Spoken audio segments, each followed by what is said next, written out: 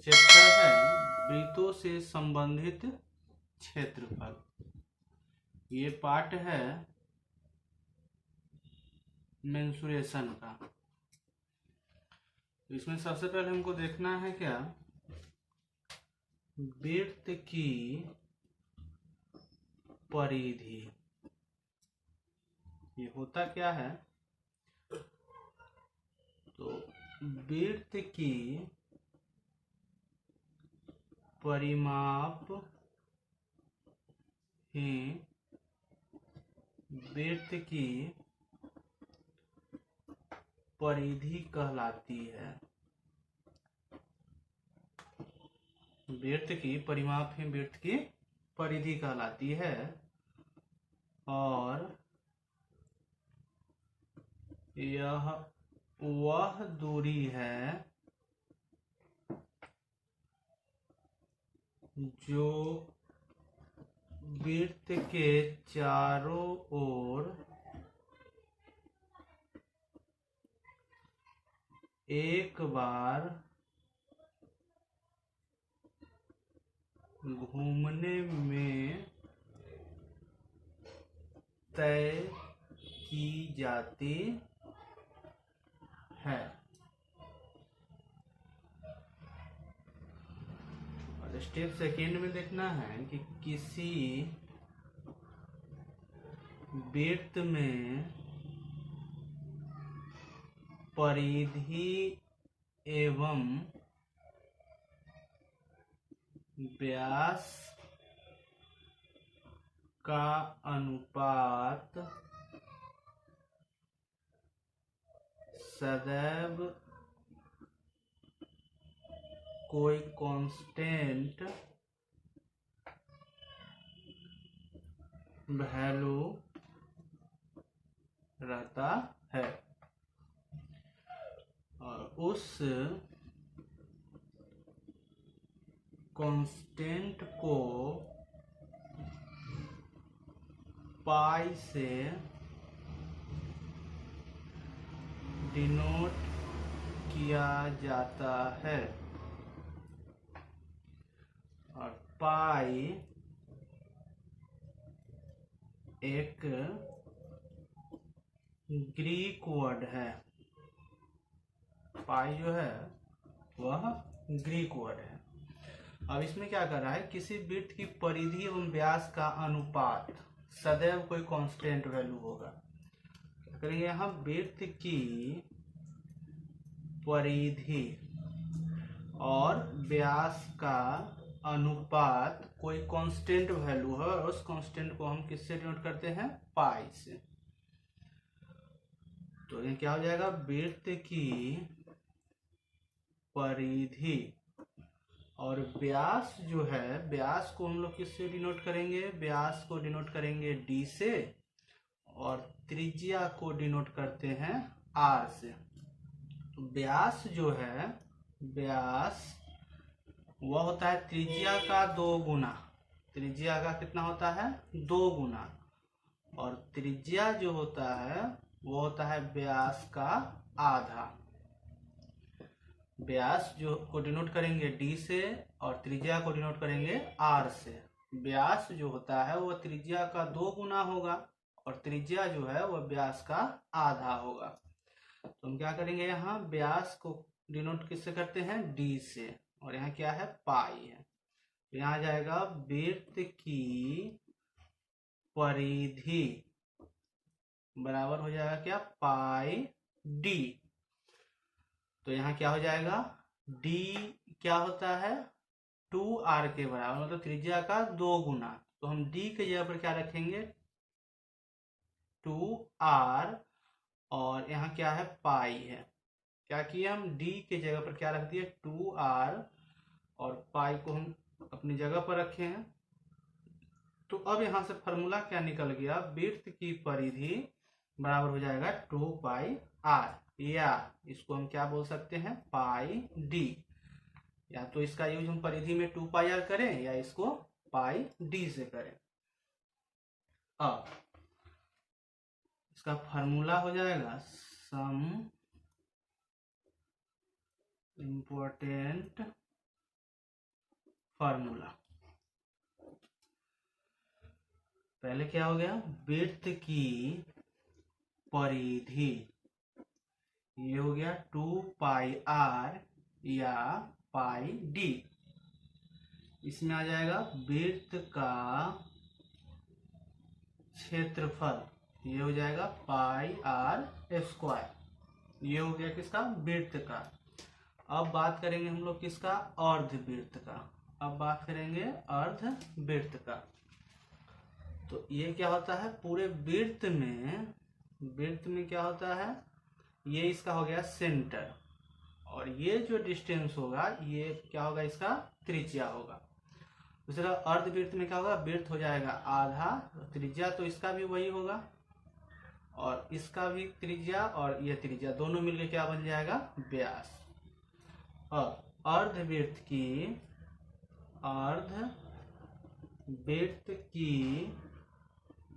परिधि, तो अर्धवृत्त मतलब हो गया वृत्त की परिधि का आधा।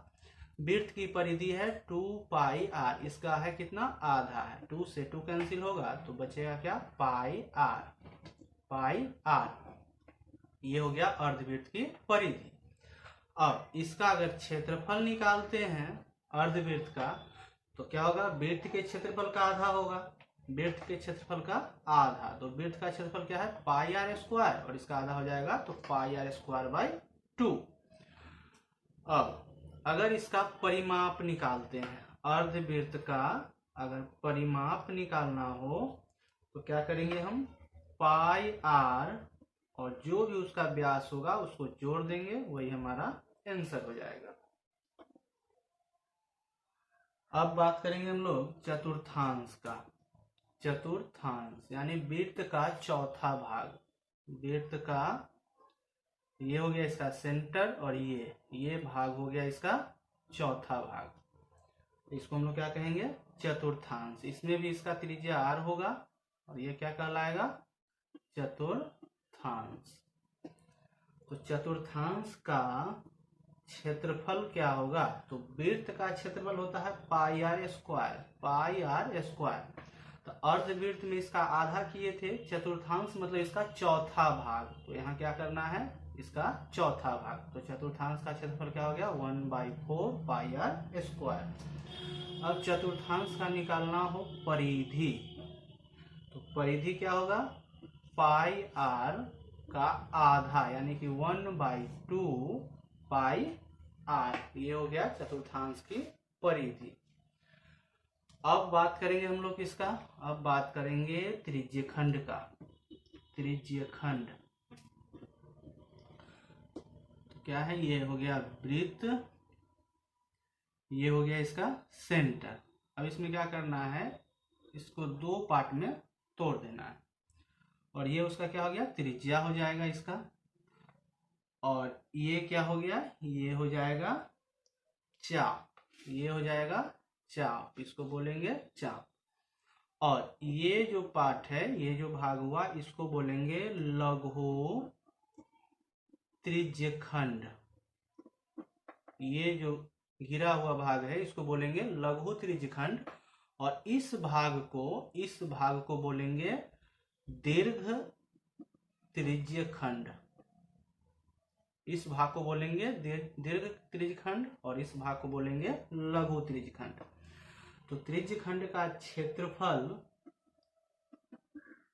या लघु त्रिज्यखंड का क्षेत्रफल कहेगा, तो इसका फॉर्मूला होता है θ/360 गुना पाई आर स्क्वायर।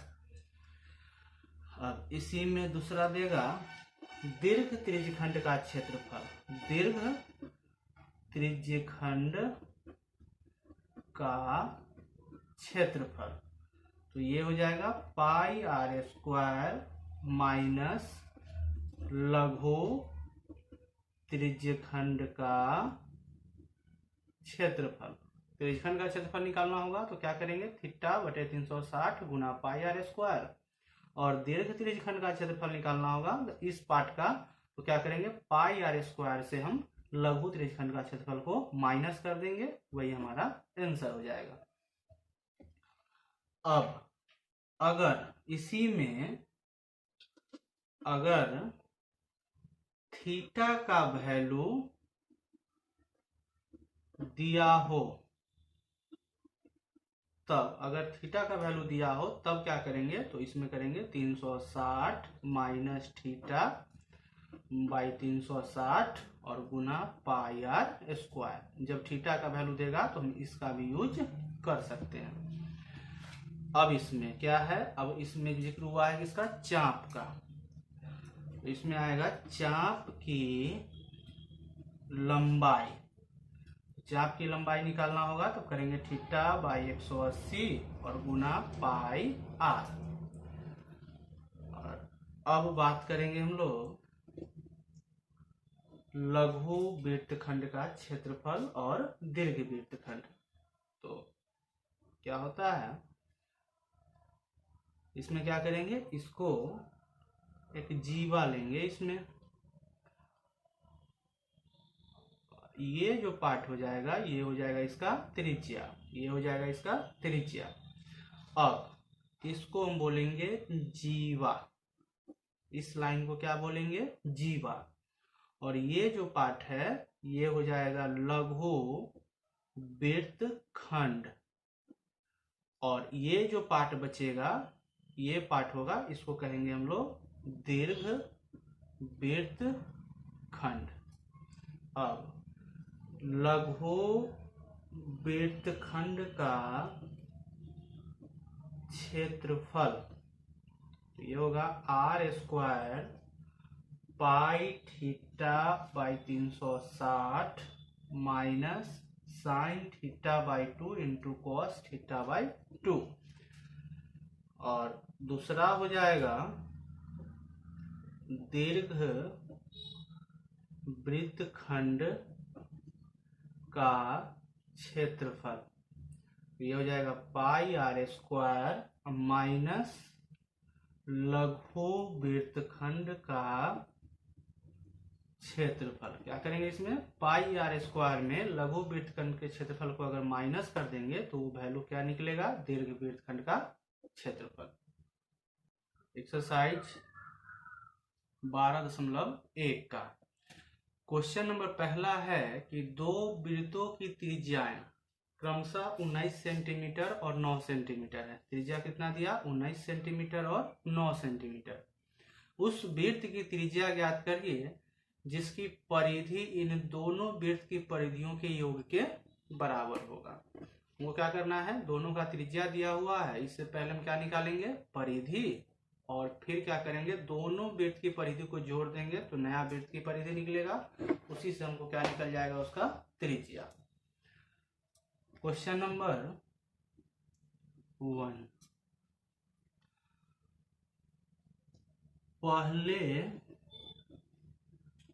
वृत्त की त्रिज्या, इसको मानेंगे हम R1, ये दिया हुआ है 19 सेंटीमीटर।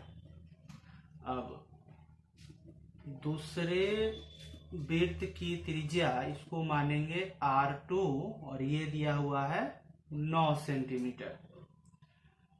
तो पहले वृत्त की परिधि 2 पाई और R की जगह पर हम क्या लिखेंगे, R1।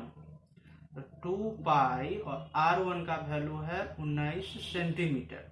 तो यहाँ कितना हो जाएगा, 19 दूना हो गया 38 और बचेगा क्या यहाँ से, पाई। अब पहले वृत्त की परिधि निकल गया, तो अब निकालेंगे दूसरे वृत्त की परिधि। तो इसमें आ जाएगा 2 पाई और R2, यानी कि त्रिज्या हमको किसका लेना है, दूसरे का। तो यहाँ से आएगा 2 पाई और R2 का वैल्यू कितना है, 9, 9 दूना हो जाएगा 18 पाई। अब इसमें कह रहा है कि उस वृत्त की त्रिज्या ज्ञात कीजिए जिसकी परिधि इन दोनों वृत्त की परिधि के योग के बराबर है। तो अब इसमें हम क्या लिखेंगे कि नए वृत्त की परिधि जो होगा वह पहले वृत्त की परिधि और दूसरे वृत्त की परिधि का योग होगा। तो नए वृत्त की परिधि क्या हो जाएगा 2 पाई आर, और पहले वृत्त की परिधि कितना आया है 38 पाई, प्लस दूसरे वृत्त की परिधि है 18 पाई। तो यहां से आ जाएगा 2 पाई आर और 38 पाई और 18 पाई हो जाएगा 56 पाई। पाई से पाई कैंसिल होगा, 2 से 56 कैंसिल होगा तो 28। तो त्रिज्या कितना हो गया 28। तो नए वृत्त की त्रिज्या हो गया कितना 28 सेंटीमीटर। क्वेश्चन नंबर 2 है कि दो वृत्तों की त्रिज्या है क्रमशः 8 सेंटीमीटर और 6 सेंटीमीटर है।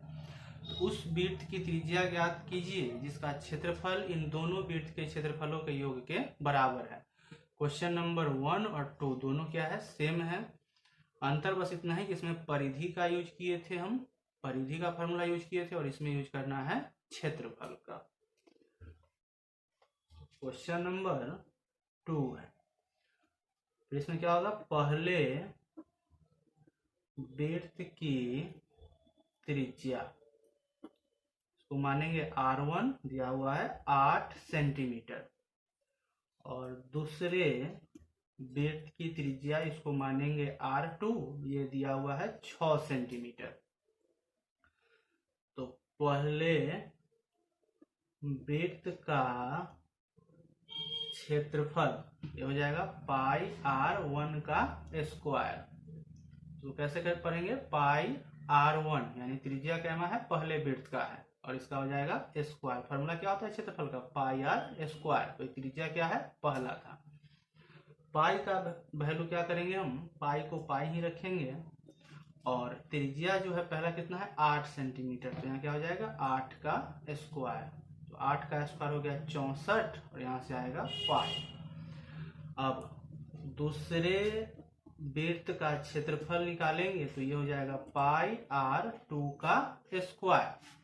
तो यहाँ से आ जाएगा पाई और R2 कितना है 6 सेंटीमीटर। तो 6 का स्क्वायर हो गया 36 पाई। अब निकालेंगे हम नए वृत्त का क्षेत्रफल। तो ये किसके बराबर है पहले वृत्त का क्षेत्रफल और दूसरे वृत्त के क्षेत्रफल के योग के बराबर है। हो जाएगा पहले वृत्त का क्षेत्रफल और प्लस दूसरे वृत्त का क्षेत्रफल। तो वृत्त का क्षेत्रफल होता है पाई आर स्क्वायर। पहले वृत्त का क्षेत्रफल कितना है 64 पाई, दूसरे वृत्त का क्षेत्रफल है 36 पाई। तो पाई आर स्क्वायर बराबर होगा कितना 64 और 36 हो गया 100 पाई। पाई से पाई कैंसिल होगा और यहाँ हो गया क्या वैल्यू हो गया आर, यहाँ हो गया 100। स्क्वायर हटाएंगे तो इस पर आएगा रूट।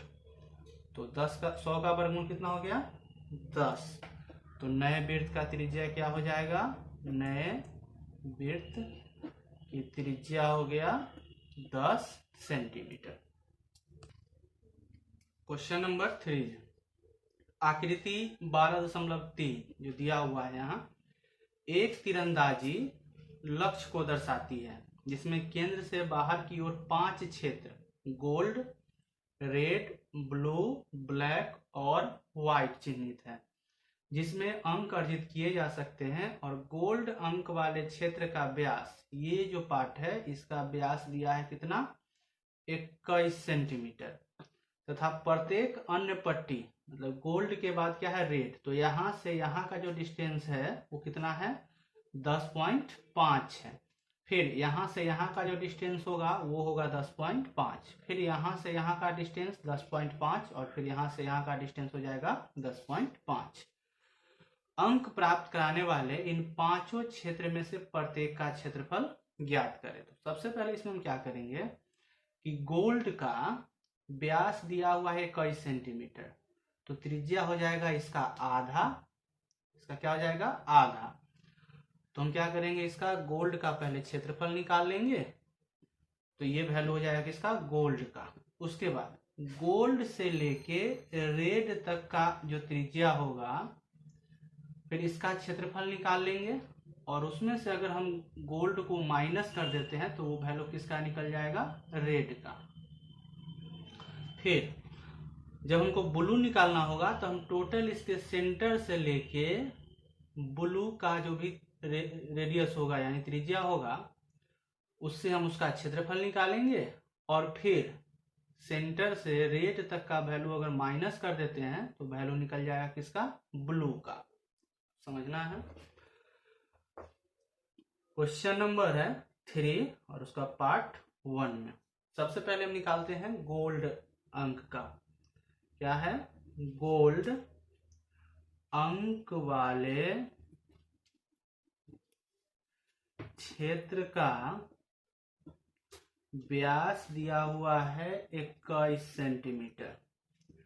तो इसका त्रिज्या हो जाएगा व्यास का आधा यानी 21 बटे हो जाएगा 2, 10.5 सेंटीमीटर। अब गोल्ड अंक वाले क्षेत्र का त्रिज्या मालूम हो गया तो अब हम इसका क्या निकालेंगे, क्षेत्रफल।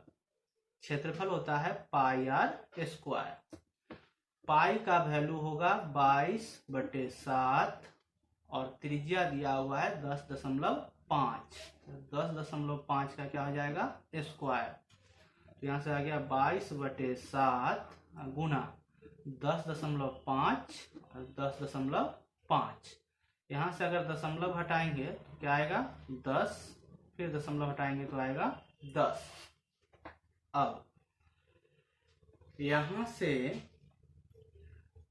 अगर इसको हम काटेंगे तो आएगा कितना, 21। 5 से काटेंगे 21 और यहाँ आएगा 2, यहाँ भी आएगा 21, ये आएगा 2 और 2 से 22 को काटेंगे तो आएगा 11। यहाँ क्या बच रहा है, 11 और फिर 7 से कटेगा 21 3 बार में, तो बचा क्या, 11, 3 और 21 और भाग देना किससे है, 2 से। जब इसको गुना करेंगे तो वैल्यू आ जाएगा 693 और इसमें भाग देना है किससे, 2 से। तो इसका वैल्यू क्या आ गया, 346.5 सेंटीमीटर। तो ये किसका निकल गया, ये वैल्यू निकल गया गोल्ड का। ये वैल्यू निकल गया गोल्ड का। अब हम निकालेंगे किसका, रेड का। तो दूसरा पार्ट में दिया हुआ है तो क्या करेंगे हम कि केंद्र से रेड क्षेत्र तक की त्रिज्या,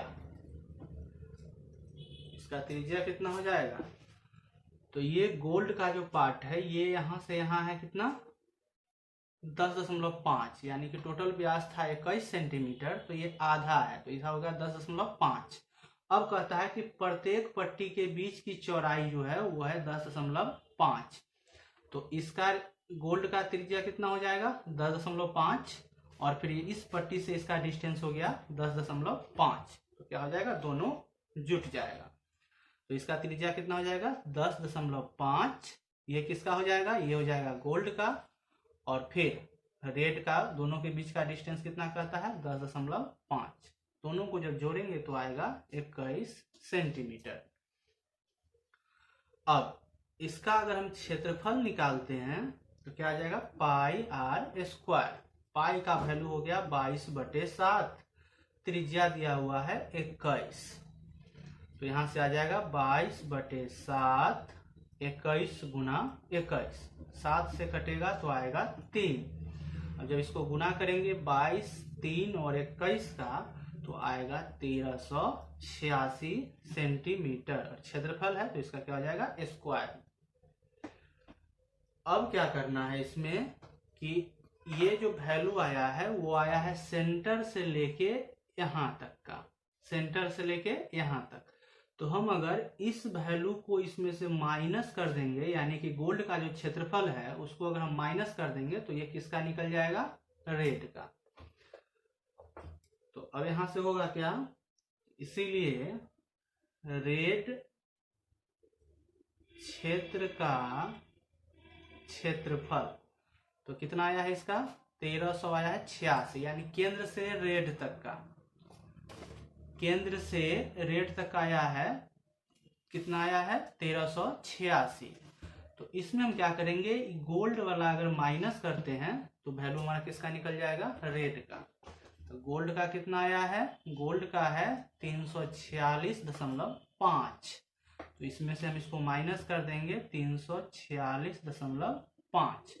तो यहाँ से इसका वैल्यू आ जाएगा 1039.5। ये वैल्यू किसका निकल गया, रेड वाले क्षेत्र का। अब रेड के बाद क्या है, ब्लू। अब ब्लू का एरिया कहाँ से कहाँ तक आएगा, यहाँ से लेके यहाँ तक। तो इसका रेडियस था 10.5। फिर गोल्ड वाले एरिया से लेके रेड तक का वैल्यू चौड़ाई है कितना 10.5, और फिर रेड से लेके ब्लू तक का हो गया 10.5। तो तीनों जो वैल्यू है 10.5, 10.5 और 10.5 तीनों को ऐड कर देंगे तो ये निकल जाएगा ब्लू का त्रिज्या। तीसरा पार्ट है तो उसमें निकालना है केंद्र से ब्लू क्षेत्र तक की त्रिज्या। तो ब्लू वाला का एरिया कहां से कहां तक होगा, यहाँ तो हो गया फर्स्ट, ये हो गया सेकेंड और ये हो जाएगा थर्ड। यानी कि 10.5 को हमको कितना बार लिखना है, 3 बार, और इसको ऐड करेंगे तो वैल्यू आएगा 31.5 सेंटीमीटर। अब इसका जब क्षेत्रफल निकालेंगे तो आएगा पाई आर स्क्वायर। पाई का वैल्यू हो गया 22/7 और आर कितना हो गया 31.5 का स्क्वायर। यहाँ से होगा 22/7 और 31.5 गुना 31.5। दशमलव को अगर हटाएंगे तो नीचे आएगा 10, यहाँ भी हटाएंगे तो आएगा 10। 5 से डिवाइड करेंगे तो यहाँ से आएगा कितना 63, ये भी होगा 63, 5 दूना 10, यहाँ भी आएगा 2। 2 से 22 कटेगा 11 और 7 से 63 कटेगा 9। तो यहाँ से आ गया 11 गुना 9 गुना 63, बटे हो जाएगा 2। अब इसको गुना करेंगे तो इसका वैल्यू आएगा 6237 और भाग देना है किससे, 2 से। तो इसका वैल्यू आ गया 3118.5। ये जो वैल्यू है वो है इसका सेंटर से लेके ब्लू तक का, और हमको निकालना है ब्लू का। तो सेंटर से अगर रेड तक का वैल्यू हम अगर इसमें माइनस कर देते हैं, सेंटर से ब्लू तक के वैल्यू में सेंटर से रेड तक का अगर माइनस करते हैं तो जो भी वैल्यू बचेगा वो किसका होगा, ब्लू का। तो अब यहाँ लिखेंगे ब्लू क्षेत्र का क्षेत्रफल।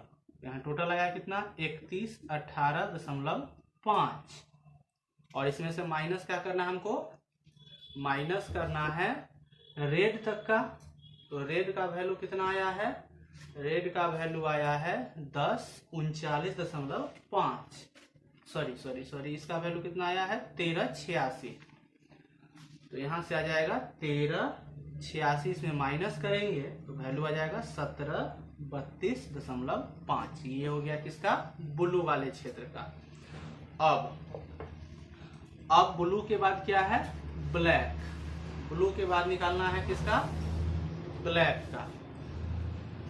तो ब्लैक के लिए क्या स्टेप होगा, चौथा। यानी कि यहाँ से यहाँ का डिस्टेंस है 10.5, इसका रेडियस है। फिर यहाँ से इसका 10.5, फिर 10.5 और फिर 10.5। स्टेप क्या हो गया, चौथा।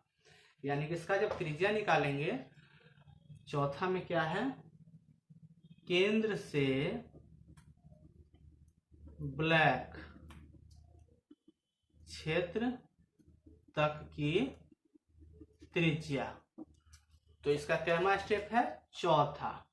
ये इसको क्या स्टेप है, चौथा। तो 10.5 को हम कितना बार लिखेंगे, 4 बार। 10.5 इसको ऐड करेंगे तो ये आ जाएगा 42। और जब इसका क्षेत्रफल निकालेंगे तो यहां से आएगा पाई आर स्क्वायर। पाई का वैल्यू हो गया 22/7 और त्रिज्या हो गया 42। स्क्वायर है तो इसको लिखेंगे 2 बार। 7 से 42 कटेगा 6 बार में, और 22, 6 और 42 को जब गुना करेंगे तो आएगा 55, 44। क्षेत्रफल है तो सेंटीमीटर का स्क्वायर होगा। अब हमको निकालना है क्या, काले क्षेत्र, ब्लैक वाले क्षेत्र का, ब्लैक क्षेत्र का क्षेत्रफल। तो इसके लिए क्या करना है, ब्लैक का पार्ट यहाँ है तो हमको निकालना है यहां से यहां तक। तो क्या करेंगे, सेंटर से ब्लैक तक का वैल्यू निकल गया है, तो अगर हम सेंटर से ब्लू तक के वैल्यू को अगर माइनस कर देते हैं तो जो भी बचेगा वो किसका होगा, ब्लैक का। तो ब्लैक का कितना आया है 55, 44, और इसमें से हम माइनस कर देंगे किसका, ब्लू वाले का, यानी कि ब्लू वाला कितना आया है 31, 18.5, 31, 18.5। तो इसका वैल्यू आ जाएगा 24, 25.5। ये किसका निकल गया, ब्लैक वाले क्षेत्र का क्षेत्रफल। अब निकालना है हमको लास्ट व्हाइट का। अब क्या करेंगे, व्हाइट वाला कैमा स्टेप है, ये 5वां स्टेप है, यानी 10.5 को हम कितना बार लिखेंगे, 5 बार। तो यहां से आ जाएगा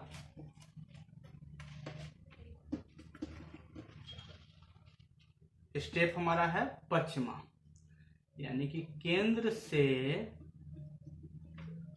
व्हाइट क्षेत्र तक की त्रिज्या।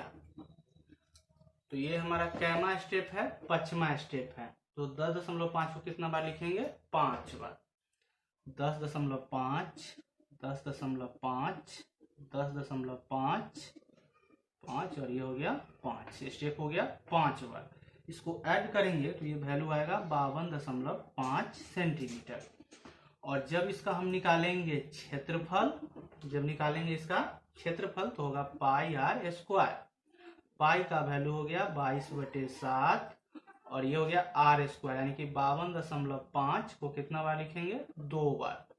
पॉइंट हटाएंगे तो वैल्यू नीचे आएगा 10, फिर यहाँ हटाएंगे तो 10। अगर इसको 5 से काटेंगे तो आएगा 105, ये भी आएगा 105, यहाँ आएगा 2, यहाँ भी हो जाएगा 2। 2 से 22 कटेगा 11, और यहाँ से 7 से 105 कटेगा 15। तो यहाँ वैल्यू है 11, 15, 105, और भाग देना है किससे, 2 से। जब इसको गुना करेंगे तो वैल्यू आएगा 17, 325, भाग देना है 2 से। भाग देने पर आता है कितना, 86, 62.5। तो ये वैल्यू कहाँ से निकल गया, इस सेंटर से लेके टोटल व्हाइट तक का हमको निकालना है व्हाइट का। तो हम क्या करेंगे, सेंटर से अगर ब्लैक तक के वैल्यू को माइनस कर देंगे तो जो भी वैल्यू बचेगा वो किसका बचेगा, व्हाइट का। तो अब इसीलिए व्हाइट क्षेत्र का क्षेत्रफल कितना हो जाएगा, 8662.5, और इसमें से घटा देंगे हम किसका, इससे घटाएंगे हम ब्लैक वाले का, और ब्लैक वाले का वैल्यू कितना है 55, 44। तो माइनस करेंगे तो आएगा 31, 18.5। ये हो गया क्वेश्चन नंबर 3 का आंसर। क्वेश्चन नंबर 4 है, किसी कार के प्रत्येक पहिए का व्यास 80 सेंटीमीटर है। यदि यह कार 66 किलोमीटर प्रति घंटे की चाल से चल रही है तो 10 मिनट में प्रत्येक पहिया कितना चक्कर लगाती है। क्वेश्चन नंबर है 4, पहिए का व्यास दिया है 80 सेंटीमीटर, पहिए का व्यास दिया है 80 सेंटीमीटर। तो इसका त्रिज्या क्या होगा, व्यास का आधा, यानी हो जाएगा 40 सेंटीमीटर। तो निकालेंगे हम किसका, पहिए का, पहिए की हो गया परिधि, और यह किसके बराबर होगा, वृत्त की परिधि के बराबर होगा। इसका फॉर्मूला क्या होगा, 2πr। 2π का वैल्यू हो गया 22/7, और त्रिज्या कितना है 40। जब इसको गुना करेंगे तो आएगा 1760, और भाग देना है किससे, 7 सेंटीमीटर। अब बात कर रहा है किसका, कार का जो चाल है वह 66 किलोमीटर प्रति घंटा है। कार की चाल जो है वो है 66 किलोमीटर पर आवर। तो इसमें हमको निकालना है किसमें, मिनट में।